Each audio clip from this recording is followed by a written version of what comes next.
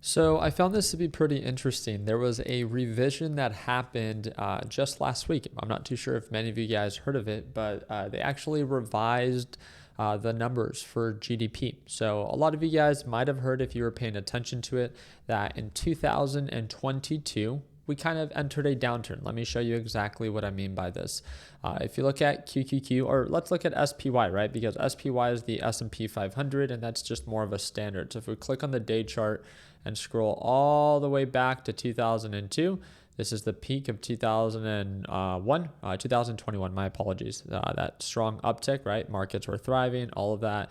We peaked at the start of 2022. You can see the date down here, right? So January 1st, 2022.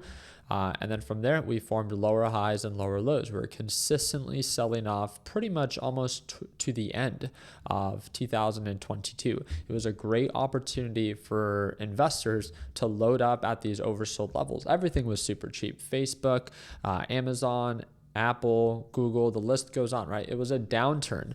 And technically, right, when you ask Google, did we enter a recession in 2022? It says no, the United States did not enter a recession in 2022. And I'm not too sure if it was just updated, but technically speaking, like on the technical term, a recession are two consecutive negative GDP quarters, right? And that's what we had. But just as of last week, man, you guys let me know down in the comment section what you think about this. I mean, first, they had to revise the unemployment numbers. I'm not too sure if you guys remember that. It was about a few weeks ago that they ended up having to revise the number of jobs that were created in 2024, and they had an error of 800,000 jobs that were not actually created that they originally were accounting for. But then they're like, well, that's not that big of a deal. We still have a really strong labor market. Okay.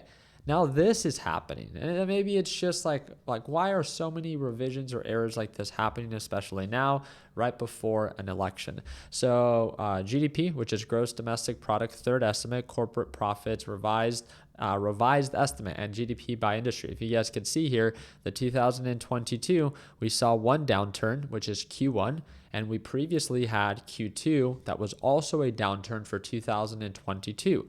But now, if you actually pay attention, there was an uptick. So now, technically speaking, based off of this revision in 2022, we have now not entered a recession. And we can read this very quickly, and we can see the GDP estimate released today is based off of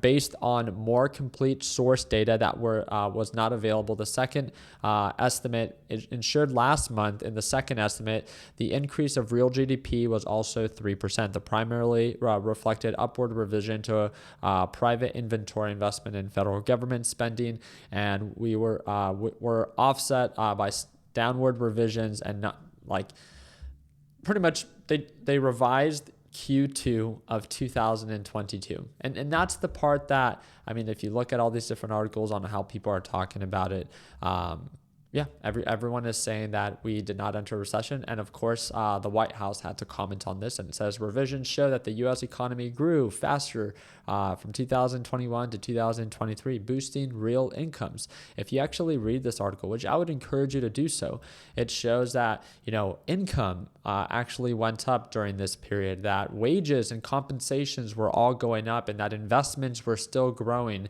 and that technically speaking, because of the uptick and the revision that we saw in Q2 of 2022 now, we did not enter a recession, which of course, I'm sure that this is something that they're going to use into the presidential election, because this revision now, technically speaking, shows and supports the case that we did not enter a recession in 2022, regardless of what we saw with the slowdown of our economy, regardless of what we saw with the slowdown in the labor market, and regardless of what we saw when it came down to the downturn of the overall stock market, right? It's also known that in the stock market, if you look at the S&P 500, the pullback that we experienced was over 25%. That is considered correction territory. Anything when we see a 20% drop from previous all-time highs, we are entering a correction. We saw a 25%, but according to what they're saying is no. According to this,